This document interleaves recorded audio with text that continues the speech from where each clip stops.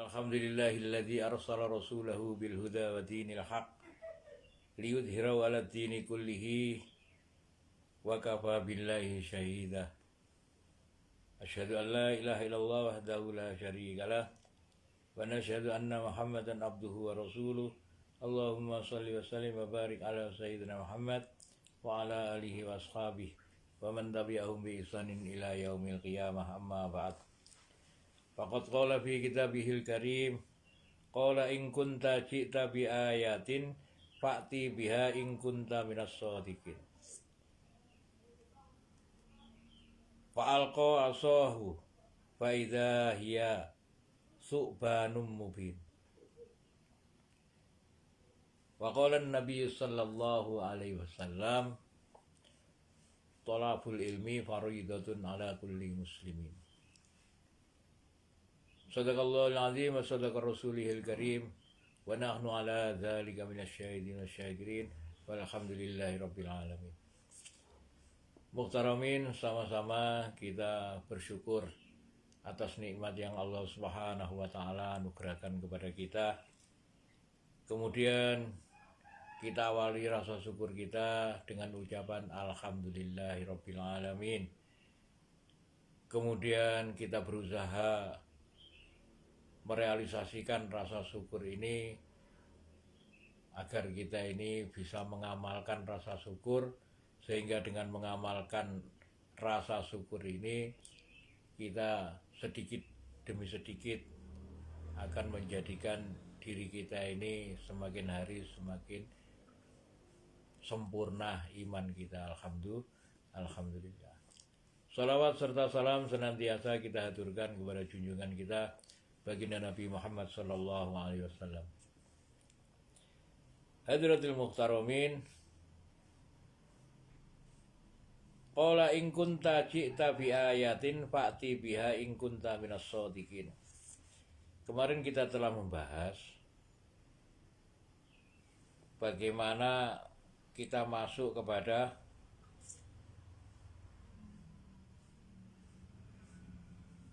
bab tentang riwayat Nabi Musa.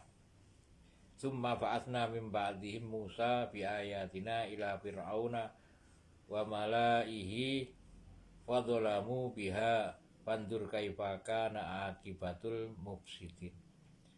Ayat ini dibuka dengan kemudian kami bangkitkan Nabi Musa. Bab ini menceritakan tentang perjalanan dakwah Nabi Musa, susah payahnya Nabi Musa.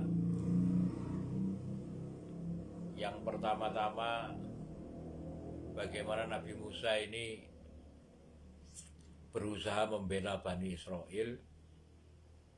Dan ini ayat ini panjang sekali nih. Panjang sekali cerita tentang Nabi Musa dalam Quran surat Al-A'raf ini.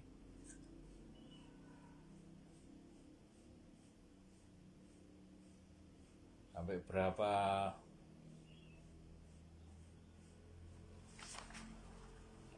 lembar ini?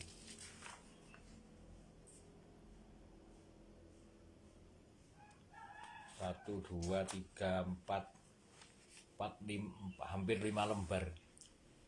Hampir 5 lembar.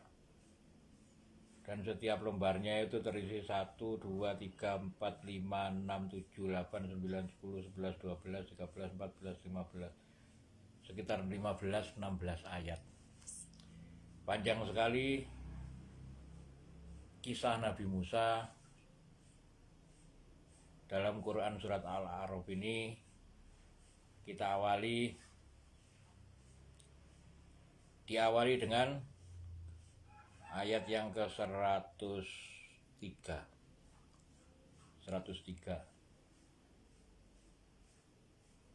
Kita lanjutkan. Qala in kunta ji'ta bi ayatin.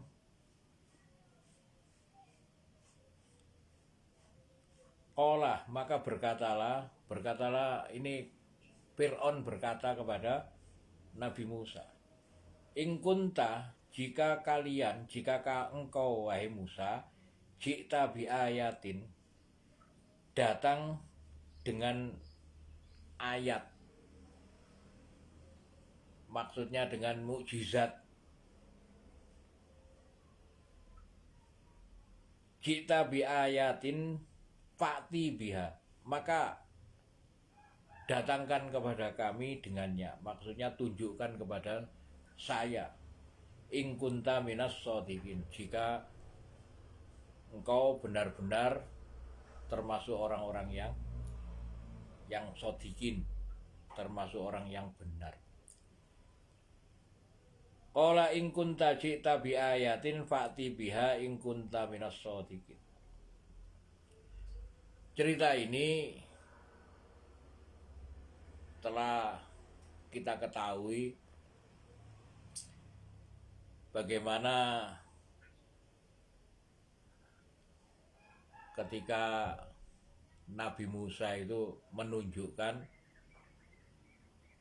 tentang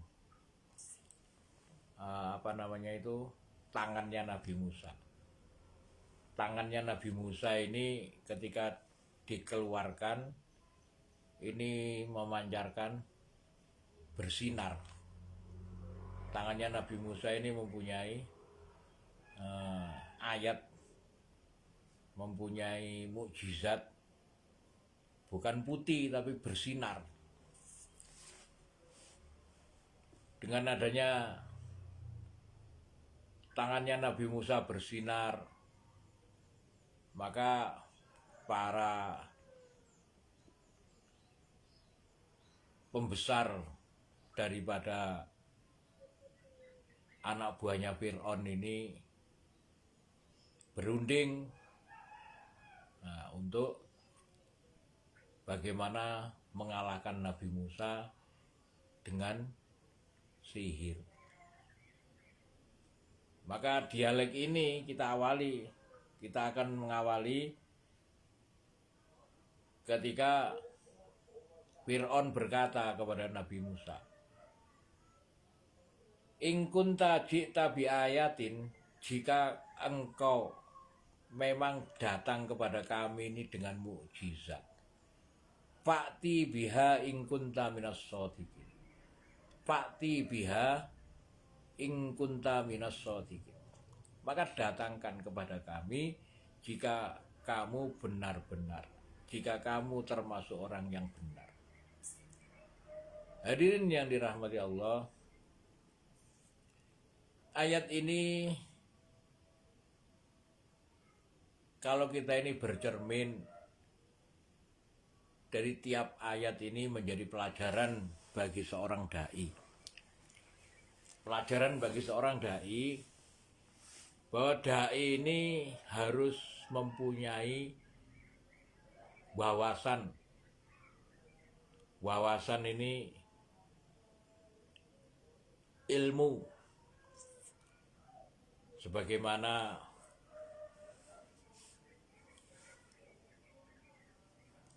telah diisyaratkan oleh para masyayikh kita bahwa sifat dai ini adalah berwawasan seluas langit. Sifat dai ini napa? Asas dakwah. Asas dakwah niku napa jenenge? Tawadhu, seperti bumi, kemudian berwawasan luas seperti langit. Itu.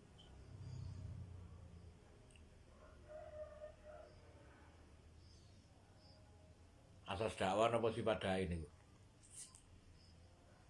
No? Sifat dai nggih. Ya, sifat dai. Bahwa sifat dai itu berwawasan luas seperti langit. Yang pertama, mahabbah kepada setiap makhluk, rela berkorban diri dan harta untuk agama. Kemudian niat islah diri. Kemudian ikhlas dalam setiap beramal. Kemudian istighfar setelah beramal, sabar dalam menghadapi cobaan, menisbatkan segala sesuatu ini dari Allah untuk menguji kita.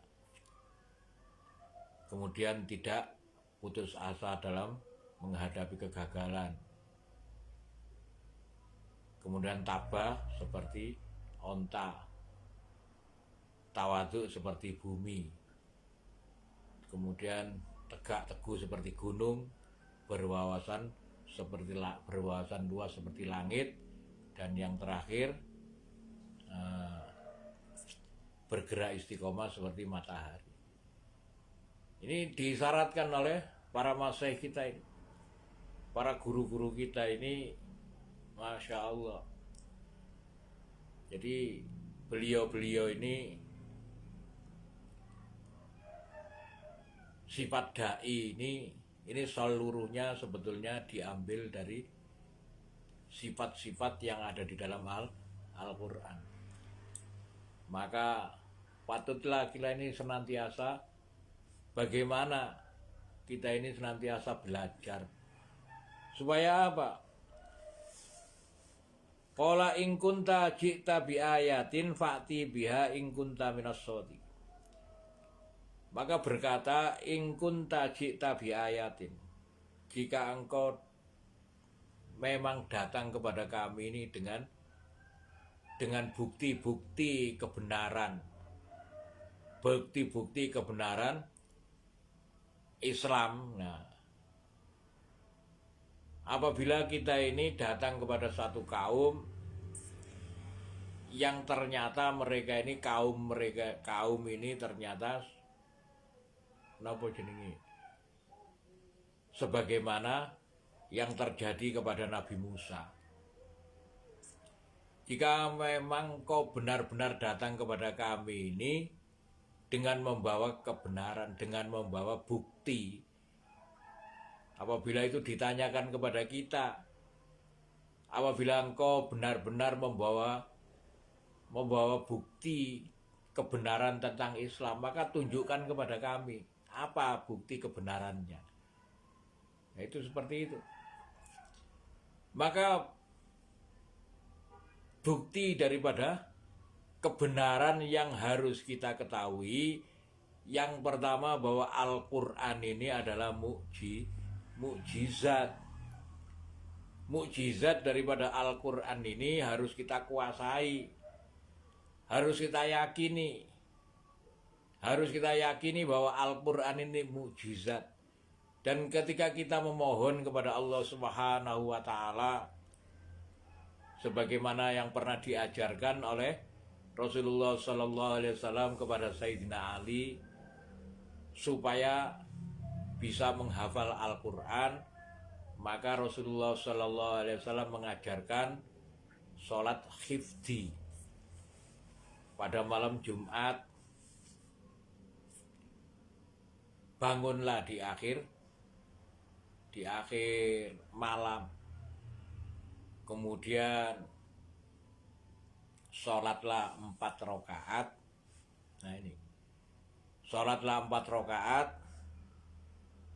perintah Rasulullah Sallallahu Alaihi Wasallam kepada Sayyidina Ali untuk melakukan sholat khifdi, supaya engkau bisa mendapatkan berkah dari Al-Quran ini. Berkah barokah dari Al-Quran ini, yang pertama engkau bisa menghafal. Bukan saja menghafal, sebagaimana yang diajarkan oleh Rasulullah Sallallahu Alaihi Wasallam, bagaimana doa tadi. Doanya setelah sholat khifdi. La ilaha illallahul halimul karim, subhanallah rabbul arsyil azim, alhamdulillahi rabbil alamin, nas'aluka mujibati rahmatik wa azaima maghfiratik wal ghanimata min kulli birri wassalamata min kulli ismin la tada'alana dhanban illa ghafarta wala hamman illa farajta wala hajatan hiya laka ridhah illa qadaitaha ya arhamar rahimin. Ini doa yang diajarkan oleh Rasulullah sallallahu alaihi wasallam kepada Sayyidina Ali untuk melaksanakan sholat khifdi Dan ini adalah doa, salah satu doa-doanya. Panjang doa-doanya. Nah, sholat khifdi ini harus kita ketahui. Yang pertama, di rakaat pertama setelah membaca Al-Fatihah, maka yang dibaca adalah surat Yasin. Surat Yasin. Surat Yasin ini 83 ayat. Nah, kalau kita saat ini belajar membaca nopo jenenge belajar sholat, selama kita ini belajar sholat, ternyata sholat kita ini hanya 10 ayat terakhir di dalam Quran, mulai itu alam taro. Yuk kita bersiap-siap untuk nopo jenenge, untuk belajar yang sholat yang lebih lama. Jadi belajar yang lebih lama, bagaimana meningkat, mungkin dibaca beberapa surat sampai bagaimana juz amma yatasaalun ini berapa ayat itu, sekitar 40 ayat nih, sekitar 40 ayat itu. Jadi naik terus. Al-Lail, Asyam, Al-Fajr ini 30 ayat. Jadi belajar yang lebih lama. Sholat ini harus belajar kita menikmati sholat yang lebih lama. Sehingga ketika kita ini berusaha untuk melaksanakan sholat khifdi yang surat rakaat pertama, Rasulullah SAW mengajarkan setelah Al-Fatihah membaca surat Yasin. Kemudian rakaat kedua setelah Al-Fatihah membaca surat Ad-Dukhan. Nah, rakaat ketiga setelah Al-Fatihah membaca Alif Lam Mim Sajadah. Dan rakaat keempat yang terakhir setelah Al-Fatihah membaca Quran surat Alif Lam Mim Tabarok, Al-Mulk. Jadi 4 surat ini, Al-Mulk itu 30 ayat. Kemudian Alif Lam Mim Sajadah itu 30 ayat. Jadi panjang sekali rakaat-rakaatnya. Dan hasil daripada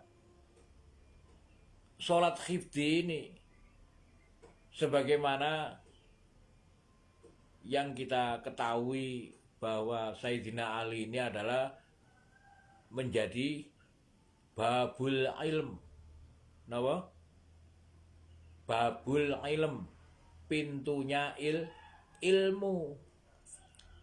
Maka saat ini apabila ada seseorang teman kita yang ternyata mempunyai hikmah, jangan diremehkan. Jangan menganggap gak wayahe. Sampai ini bukan ulama, bukan. Yang dikatakan ulama ini yang Allah Subhanahu wa taala sembunyikan, yang tidak terkenal di dunia. Allah Subhanahu wa taala sembunyikan ulama ini. Siapa ulama ini? Ulama itu sebagaimana apa yang telah disinyalkan oleh Allah, bahwa innama yakshallaha min ibadihil ulama. Innama sak teman-teman ini yakshallaha, orang yang takut kepada Allah lah min ibadihi, dari hamba-hambanya itulah yang dikatakan ulama, bukan yang terkenal. Dan orang yang hafid Al-Quran ini bukan saja orang yang sudah keluar dari pondokan, mendapat gelar hafidullah. Bukan saja itu, banyak teman-teman kita ini yang hafid Quran dengan sembunyi-sembunyi. Banyak saudara-saudara kita yang hafid Al-Quran tersembunyi. Dan orang yang semacam ini ketika mengeluarkan hikmah, menceritakan Al-Quran, Al-Quran ini adalah Allah Subhanahu wa Ta'ala perintahkan untuk disampaikan. Nah, menyampaikan Al-Quran ini berdasarkan ilmu. Ilmu ini mukjizat. Tidak semua orang, ketika kita ini nggak merasa berhak untuk mendapatkan ilmu itu. Ketika ada teman kita itu yang mengetahui,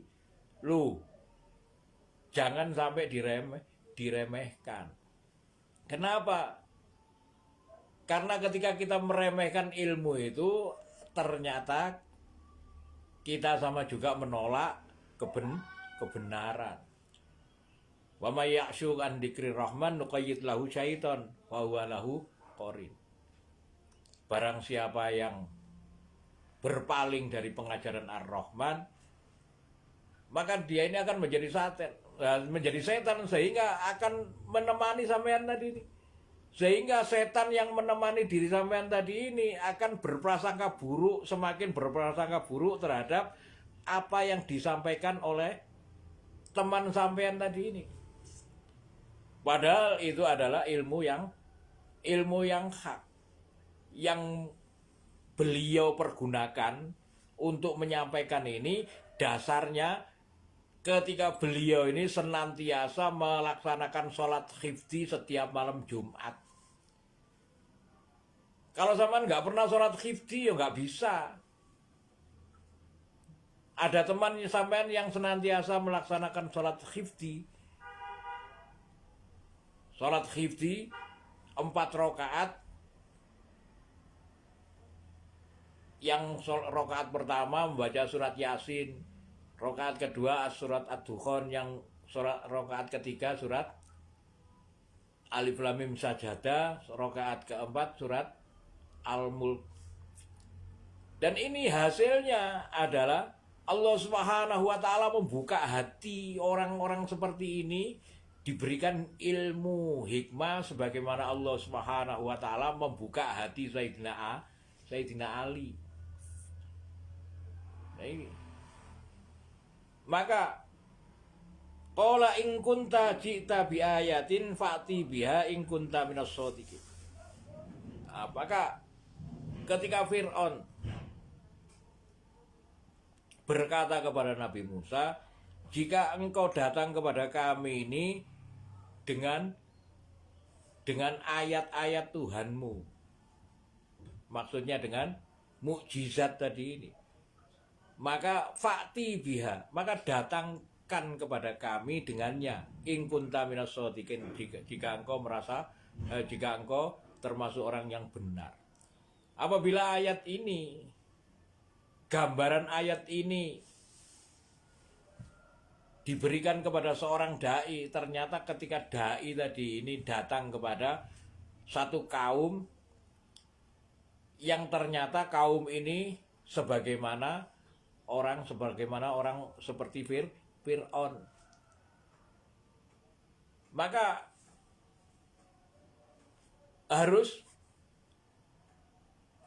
harus diketahui bahwa seorang dai ini mempunyai wawasan yang seluas langit. Nah, ketika dai tadi ini ternyata mempunyai amalan sholat khifdi, jangan diremehkan. Pasti Allah Subhanahu wa Ta'ala bimbing sebagaimana ayat berikutnya. Fa'alqa asahu fa'idha hiya suhbanum mubin. Fa'alqa, maka alqa niku napa jenenge dibuang. Maka dibuanglah asohu, tongkatnya. Maksudnya dilemparkanlah tongkatnya Nabi Musa itu. Faida, maka jadilah hiya tadi ini tongkat itu suhbanum mubin. Menurut Ibnu Abbas, suhban itu adalah ular jantan. Ular jantan mubin yang nyata. Jadi benar-benar Allah Subhanahu wa taala menjadikan tongkat itu sebagai menjadi ular. Nah, hadirin yang dirahmati Allah Subhanahu wa taala, fa'alqa asahu faida hiya subbanum mubin. Maka ketika Nabi Musa melemparkan asahu, tongkatnya, faida hiya, maka jadilah tongkat itu menjadi ular yang nyata. Bukan ular sihir, tetapi ular yang nyata. Nyata-nyata ular, jadi ular. Hadirin yang dirahmati Allah Subhanahu wa taala, maka ayat ini mengisyaratkan bahwa ketika seorang dai tadi ini berpegang teguh kepada Allah Subhanahu wa taala, berpegang teguh kepada Al-Qur'an, ketika kita ini mendakwakan Islam, jangan sampai kita ini tidak berilmu. Maka kita harus menambah ilmu itu dengan cara napa? Apa yang diperintahkan oleh Rasulullah sallallahu alaihi wasallam niku wau. Sampaikan, balighu anni, sampaikan daripadaku. Walau ayat. Meskipun satu ayat. Jadi satu hari kamu, semisal kamu menghafalkan satu ayat, maka sampaikan. Barang siapa yang menyampaikan apa yang diketahuinya, maka Allah Subhanahu wa taala akan mewariskan warasallahu ilman ma'lam ya'lam. Maka Allah akan mewariskan apa yang belum diketahuinya. Ini rahasia-rahasia daripada ayat-ayat Al-Qur'an. Maka jangan meremehkan teman-teman sampean yang mempunyai hikmah Al-Qur'an ini. Hadirin yang dirahmati Allah Subhanahu wa taala, pun ngaten mawon, qala in kunta ji'ta bi ayatin fa'ti biha in kunta minas shadiqin, fa'alqa asahu fa idza hiya subbanum mubin. Dua ayat, ya insyaallah ini akan napa jenenge ceritanya Nabi Musa ini sampai 5 lembar tadi itu ya. Mudah-mudahan Allah Subhanahu wa taala berikan kekuatan kepada kita untuk mengambil hikmah ini sehingga kita bisa mengamalkan kemudian menyampaikan. Barakallahu li wa lakum bil Qur'anil azim wa nafa'ani wa iyyakum bima fihi minal ayati wa dzikril hakim. Fa taqabbala minni wa minkum tilawatahu innahu wal ghafurur rahim. Bismillah, monggo diamalkan.